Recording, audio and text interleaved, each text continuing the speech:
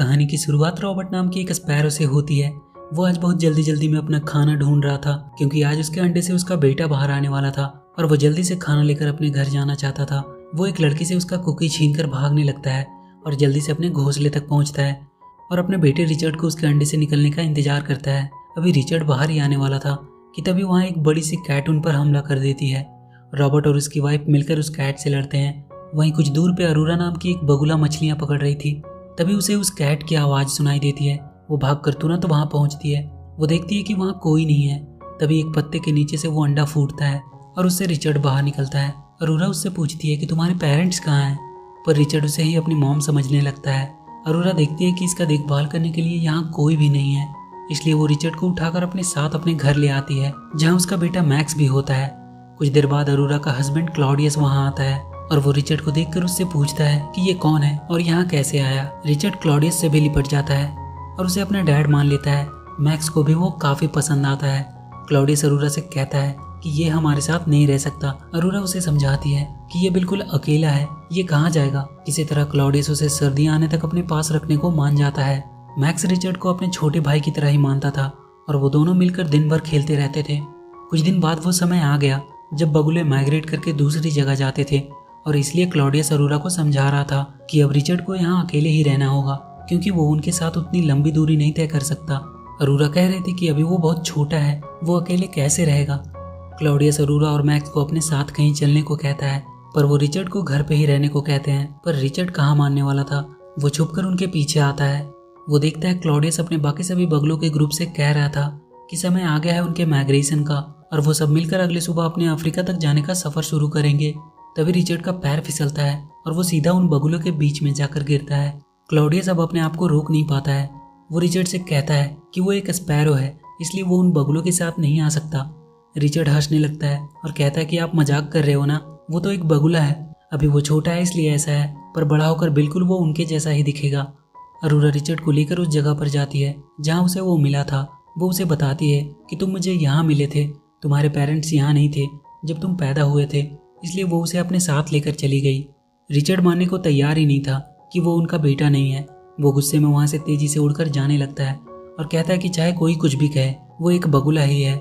Max भी अपने dad को समझाने की कोशिश कर रहा था कि वो रिचर्ड को अपने साथ लेकर चले, पर क्लॉडियस उसे बताता है कि स्पैरो ऊंची और लंबी उड़ान नहीं भर सकते, वो इस जर्नी में उनके साथ सरवाइव नहीं कर पाएगा।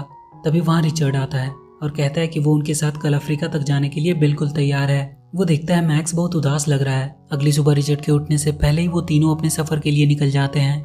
रिचर्ड की पानी की कुछ बूंदों से उसकी नींद खुलती है। वो देखता है सब वहाँ से जा चुके हैं। वो उन्हें बहुत आवाज देता है पर उसका कोई भी फायदा नहीं, वो लोग जा चुके थे।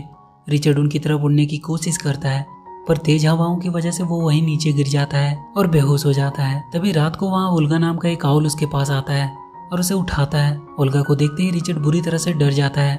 वो उसे पूछता है कि क्या वो अफ्रीका में है, क्योंकि वो अपनी फैमिली के साथ अफ्रीका जाने वाला था। ओल्गा उससे कहता है कि तुम तो एक स्पैरो हो, तुम क्यों अफ्रीका जाना चाहते हो। रिचर्ड उसे यकीन दिलाने की कोशिश करता है कि वो स्पैरो नहीं बल्कि एक बगुला है जो अपने झुंड से बिछड़ गया है और वो वहाँ से जाने लगता है। पर रात होने की वजह से उसे समझ नहीं आ रहा था कि वो किस डायरेक्शन में जाए। तभी उस पर कुछ बैट्स हमला कर देते हैं। वो उसे पकड़ने ही वाले होते हैं कि ओल्गा आकर उसे बचा लेता है, पर वो बैट्स उनका अब भी पीछा कर रहे थे। किसी तरह ओल्गा उन बैट्स को एक गाड़ी से टकरा देता है और वो लोग अपना पीछा छुड़ाते हैं उनसे। रिचर्ड ओल्गा से रिक्वेस्ट करता है कि क्या वो उसे अफ्रीका तक ले जाने में उसकी मदद करेगा। ओल्गा मान जाता है। सुबह जब रिचर्ड की आंख खुलती है तो वो देखता है कि वो एक बस की छत पर है। वो ओल्गा को उठाता है और पूछता है कि वो कहाँ है। ओल्गा बताता है कि रात में उसे नींद आ गई थी, इसलिए उसने इस बस के ऊपर सोने का डिसाइड किया था, पर अब पता नहीं कि ये बस उन्हें कहाँ ले आई है। वहाँ के कुछ स्पैरो से उन्हें पता चलता है कि वो लोग फ्रांस में हैं। वो दोनों वहाँ के कुछ कबूतरों से पूछते हैं कि उन्होंने कोई बगुले के झुंड को इधर से जाते देखा क्या। उनसे उन्हें पता चलता है कि बगुलों का झुंड यहाँ से साउथ की तरफ गया है। आगे हम किकी नाम के एक पैरोट को देखते हैं जो कि एक पिंजरे में बंद था। वो उस पिंजरे से हमेशा से बाहर निकलना चाहता था क्योंकि उसे एक मशहूर सिंगर बनने के लिए इटली जाना था। वो टीवी में देखता है कि इटली के लिए ट्रेन बहुत जल्द खुलने वाली है। वो किसी तरह से उस पिंजरे से बाहर आना चाहता था। तभी उसे अपने छत पर ओल्गा और रिचर्ड बात करते हुए सुनाई दिए। वो उन्हें आवाज देकर नीचे बुलाता है और रिचर्ड से उसके पिंजरे को खोलने को कहता है। वो उनसे झूठ बोल देता है कि वो उन्हें अफ्रीका पहुंचा देगा। रिचर्ड उसका पिंजरा खोल देता है पर किकी को उड़ना नहीं आता था, इसलिए ओल्गा और रिचर्ड उसे उठाकर वहां से बाहर ले आते हैं। ओल्गा उसे ऊपर से छोड़ देता है और उसे खुद उड़ने को कहता है। किकी किसी तरह गिरते गिरते उड़ रहा था। वो तीनों अब स्टेशन पहुंच चुके थे। किकी उन्हें एक ट्रेन में चढ़ जाने को कहता है जो इटली जा रही थी, पर वो उन्हें झूठ बोल देता है कि ये ट्रेन अफ्रीका जा रही है।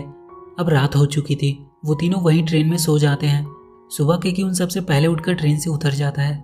कुछ देर बाद ओल्गा और रिचर्ड की भी आंख खुलती है और ट्रेन से बाहर आते हैं। वो दोनों किकी को ढूंढने लगते हैं। स्टेशन के बाहर के कुछ क्रो से उन्हें पता चलता है कि वो लोग अफ्रीका में नहीं बल्कि इटली में हैं। वो दोनों बहुत गुस्सा होते हैं कि किकी ने उन्हें धोखा दिया है। रिचर्ड ओल्गा पे भी गुस्सा हो जाता है क्योंकि वो उसे समझाने की कोशिश कर रहा था कि वो एक स्पैरो है, न कि एक बगुला, इसलिए उसे अफ्रीका जाने की जिद छोड़ देने को कहता है। रिचर्ड गुस्से में अकेला ही कहीं चला जाता है। किकी अपने म्यूजिक कॉन्सर्ट में पहुंच चुका था जहां बहुत से बर्ड का सिंगिंग प्रोग्राम होने वाला था। वो अपनी बारी का इंतजार करता है, पर वो देखता है कि उसका गाना जो वो गाने वाला है वो कोई और पैरोट गा रहा है। वो उदास हो जाता है और रोते रोते वहां से बाहर आ जाता है। वो बाहर बैठा रो रहा होता है। तभी कुछ बर्ड से कहते हुए सुनता है कि एक स्पैरो समुद्र पार करके अफ्रीका जाने का सोच रहा है। वो समझ जाता है कि वो रिचर्ड ही है। वो तुरंत उसे बचाने के लिए भागता है। वो ओल्गा से मिलता है और कहता है कि रिचर्ड समुद्र पार करना चाहता है, उसकी मदद करनी होगी। ओल्गा किकी पे बहुत गुस्सा था, इसलिए वो उसे उठाकर वहीं पटकने लगता है। किकी उसे सॉरी बोलता है और फिर वो दोनों रिचर्ड के पास पहुंचते हैं जो एक ऊंचे से पहाड़ के ऊपर से छलांग लगाने वाला था। वो उसे रोकने की कोशिश करते हैं पर वो नहीं रुकता और कूद जाता है, पर बहुत जल्द ही वो नीचे गिरने लगता है। ओल्गा और किकी उसे बचाने के लिए कूदते हैं और वो दोनों रिचर्ड को पकड़कर ऊपर ले आते हैं। वो तीनों अब बादलों के बहुत ऊपर उड़ रहे थे। वो तीनों अफ्रीका की तरफ बढ़ जाते हैं। उड़ते उड़ते अब रात हो चुकी थी। तभी एक प्लेन उनकी तरफ आता हुआ दिखाई देता है। वो उससे बचने की कोशिश करते हैं पर ओल्गा प्लेन से टकराकर नीचे गिरने लगता है। वो दोनों उसे पकड़ते हैं पर वो बहुत भारी था। वो जल्दी कहीं लैंड करने का जगह ढूंढने लगते हैं पर चारों तरफ सिर्फ पानी ही पानी था। तभी उन्हें एक शिप दिखाई देती है। वो उसके ऊपर जाकर गिरते हैं। ओल्गा अभी भी बेहोश ही था। वो दोनों उसे उठाने की काफी कोशिश करते हैं पर ओल्गा नहीं उठता है। वो रोने लगते हैं। तभी ओल्गा अपनी आंख खोलता है। वो तीनों काफी खुश हो जाते हैं। सुबह किकी उन्हें बताता है कि यह शिप भी अफ्रीका की तरफ ही जा रहा है और वो लोग बहुत जल्द अफ्रीका में होंगे। उन बगुलों का झुंड भी अब तक अफ्रीका पहुंच चुका था, पर मैक्स क्लॉडियस से काफी नाराज था कि उन्होंने उसके भाई रिचर्ड को वहां अकेला छोड़ दिया। वो गुस्से में वहां से जाने लगता है। क्लॉडियस उसे रोकने के लिए उसके पीछे जाता है। मैक्स को वहां एक होल दिखाई देता है और वो उसी के अंदर गिर जाता है। रिचर्ड का शिप भी अब अफ्रीका पहुंच चुका था। वहां के दो कबूतर उन्हें बताते हैं कि एक बगुलों का झुंड यहाँ पास में ही आया है और उनके लीडर क्लॉडियस का बेटा मैक्स कहीं खो गया है। वो लोग उन्हें ढूंढ रहे हैं। वो उन्हें उनके पास ले जाने में उनकी मदद करते हैं। क्लॉडियस उस होल के अंदर नहीं जा पा रहा था क्योंकि वो बहुत छोटा था। तभी वहाँ रिचर्ड आता है और पूछता है कि मैक्स कहाँ है। अरोरा रिचर्ड को देखकर काफी खुश हो जाती है। वो बताते हैं कि मैक्स इस होल में गिर गया है। वो तीनों मैक्स को ढूंढने के लिए उस गुफा में जाते हैं। अंदर बहुत से जानवर की हड्डियां पड़ी थी। वो सब मैक्स को ढूंढने लगते हैं। रिचर्ड को मैक्स वहीं गिरा हुआ दिखाई देता है। वो जाकर उसे उठाता है। मैक्स पूछता है कि तुम यहाँ तक कैसे पहुंचे। वो रिचर्ड को देखकर काफी खुश था। वो सब अब बाहर आने की सोचते हैं। तभी एक खतरनाक जानवर उन पर हमला कर देता है। रिचर्ड का एक पैर वहीं पत्थर से दब जाता है और वो वहीं फंस जाता है। वो जानवर उसे खाने वाला होता है कि तभी किकी अपने डांस से उसका ध्यान अपनी ओर खींचता है। तब तक रिचर्ड अपने आप को वहां से बाहर निकालता है। रिचर्ड उन तीनों को बाहर जाने को कहता है। तब तक वो उस जानवर का ध्यान भटकाता है।